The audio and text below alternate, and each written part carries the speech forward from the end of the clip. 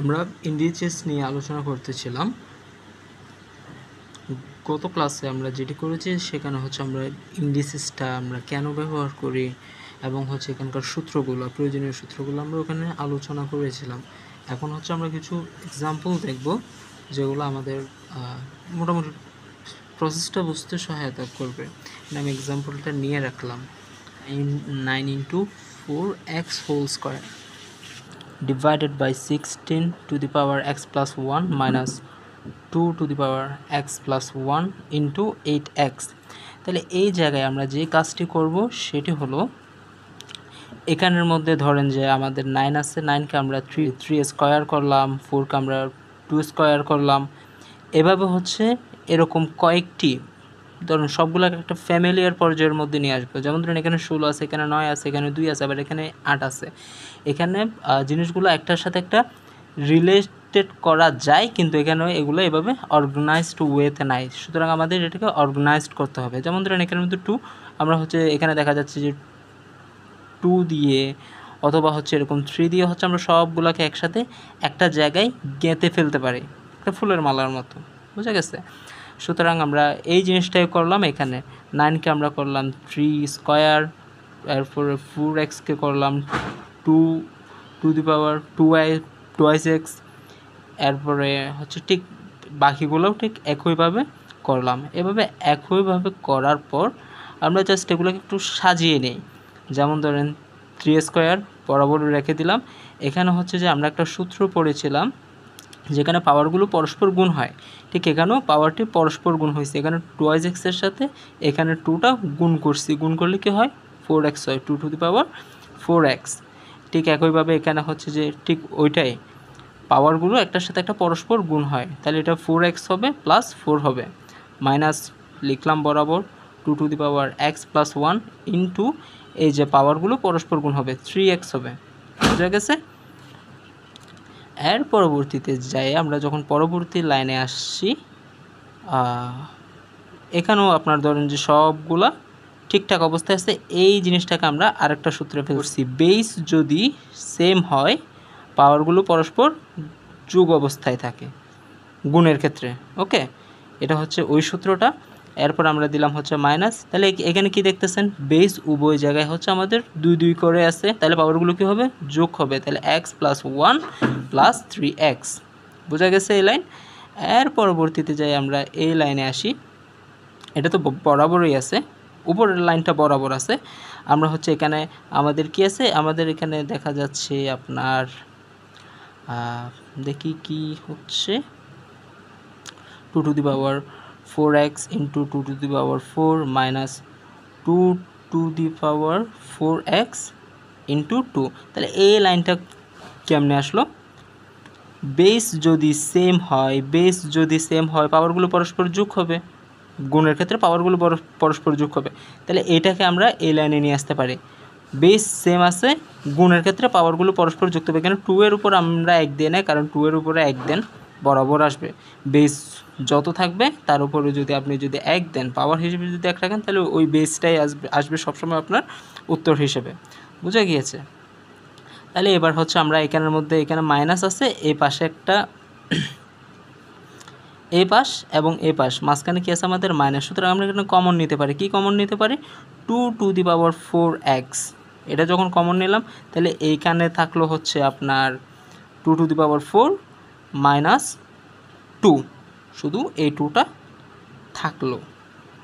ওকে ওকে, এর পরবর্তীতে যাই এটা আর এটা কাটাকাটি দিলাম, 2 টু দি পাওয়ার 4x, উপরের লবে হরে কাটাকাটি গেল। কাটাকাটি যাওয়ার পরে আপনার এখানে আছে হচ্ছে square divided by 2 to the power 4 এর মান হচ্ছে 16 মাইনাস 2, যোগ বিয়োগ করে দিলাম, শেষ, আমাদের উত্তর চলে আসছে।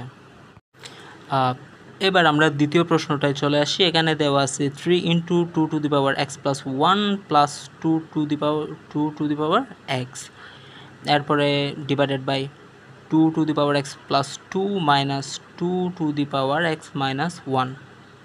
ওকে, এখানে আপনারা যে জিনিসটা মাথায় রাখবেন, ওখানে হচ্ছে সব কিছু সূত্রের উপরেই নির্ভরশীল। যেমন ধরুন আমরা যে প্রথম যে ম্যাথটা সলভ করছি, ওখানে প্রত্যেক লাইনে লাইনে আমরা সূত্রের ব্যবহার করছি। সুতরাং সূত্রগুলো একটু ভালোভাবে দেখে নেবেন। সূত্রের ক্লাস 1 নামে আমি ওখানে দিয়ে রেখেছি। ওটা আমাদের প্রথম ইন্ডিসিসের উপরে যে প্রথম ক্লাসটা নিয়েছি সেটা দেখলেই আশা করি ক্লিয়ার হয়ে যাবে। আর এগুলো তো আমাদের নবম দশম শ্রেণীতে ছিলই, তাই না?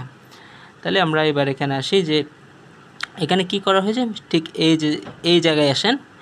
এখানে 3 বরাবর আছে, কিন্তু এই জায়গাটায় আমরা হচ্ছে একটা চেঞ্জ আনছি। কী চেঞ্জ আনছি? এটা হচ্ছে সূত্রের মাধ্যমে চেঞ্জটা হয়েছে। কীরকম? বেস যদি সেম হয়, পাওয়ারগুলো পরস্পর, গুণের ক্ষেত্রে পাওয়ারগুলো পরস্পর যোগ অবস্থায় থাকে।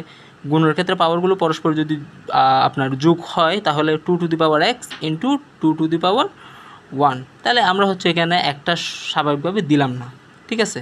কারণ শক্তি যদি এক হয় বা পাওয়ার যদি এক হয়, তাহলে বেসটাই হবে। এরপরে এটা ঠিক বরাবর রেখে দিলাম 2x divided by 2 to the power x into 2 square. ঠিক এখানে বেস যদি সেম হয়, পাওয়ারগুলো গুণের ক্ষেত্রে পাওয়ারগুলো পরস্পর যোগ হয়, মাইনাস এটাও ঠিক সেম কাজ, বেস সেম আছে, পাওয়ারগুলো পরস্পর কি হবে? যোগ হবে। বুঝে গিয়েছে?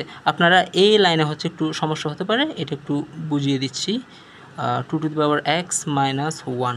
হ্যাঁ, তাহলে এটাকে হচ্ছে আমরা যে এখানে আপনি তো বলছেন যে গুণের ক্ষেত্রে পাওয়ার যোগ হয়, কিন্তু এখানে তো আমরা দেখতেছি বিয়োগ। বিয়োগ কেন? এত চাপ নেওয়ার কিছু নাই। 2 to the power x into 2 to the power কী বলে আপনার যে এটা ধরে নেন।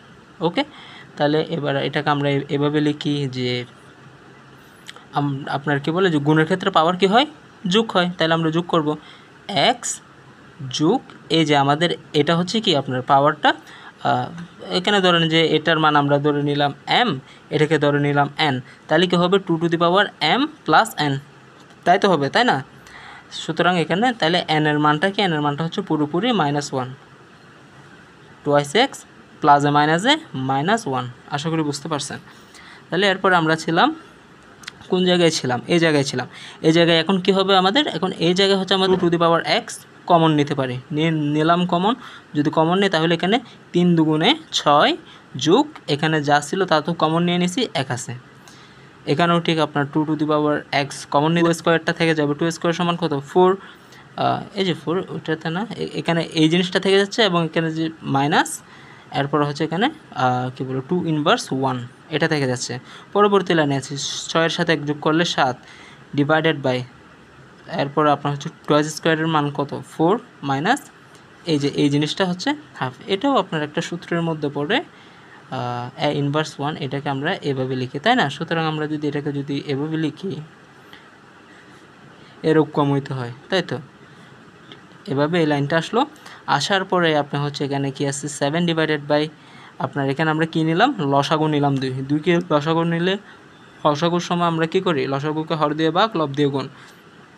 তাহলে লসাগুকে হর দিয়ে ভাগ, এখানে হর কত? এখানে হর 1। তাহলে লসাগুকে হর দিয়ে ভাগ করলাম, ভাগ করলে কত থাকে? 2 থাকে। লসাগুকে হর দিয়ে ভাগ, লব দিয়ে গুণ। লব কত আছে এখানে? এটাতে লব থাকবে 4। তাহলে 4 দুগুণে 8 মাইনাস হচ্ছে 2, লসাগুও আমাদের 2। সুতরাং লসাগুকে হর দিয়ে ভাগ করলে আমাদের হাতে থাকে 1, এবং 1কে হচ্ছে আমরা লব দিয়ে গুণ করব, তখন আমাদের 1 একে 1 আসবে। তাহলে 8 মাইনাস 1 ডিভাইডেড বাই 2। সুতরাং 7 ডিভাইডেড বাই 7 ডিভাইডেড বাই 2 এভাবে আসছে। বুঝতে পেরেছেন? এর পরবর্তীতে যাইয়ে এটা হচ্ছে আপনার একটা যে কী বলে যে এটা এই জিনিসটা আছে হচ্ছে আমাদের ভাগ অবস্থায়। এটাকে যখন আমরা গুণের মধ্যে কী করব? গুণ অবস্থাতে রূপান্তর করব, তখন এটা উল্টে যাবে। কীভাবে উল্টে যাবে? ওটা হচ্ছে একটা গাণিতিক প্রক্রিয়ার মাধ্যমেই উল্টে। যেমন ধরেন আপনার গুণের বিপরীত কী? গুণের বিপরীত হচ্ছে আপনার ভাগ, ঠিক আছে? আমরা যদি এটাকে যদি এভাবে লিখি যে গুণ, তাহলে এটা বিপরীত অবস্থায় এটা ছোটোবেলায় তো পড়ছিলাম ক্লাস 5-এ। হ্যাঁ, 5-এর মধ্যে, 5-এর ম্যাথের মধ্যেও আছে। তাহলে এটাকে আমরা হচ্ছে উল্টাই দিলাম, জাস্ট উল্টাই দিলাম। 2 টু দি পাওয়ার 7, 7-এ 7 গেছে কাটাকাটি, উত্তর থাকে আমাদের 2। এটা হচ্ছে আমাদের অ্যান্সার। আশা করি বুঝতে পারছেন।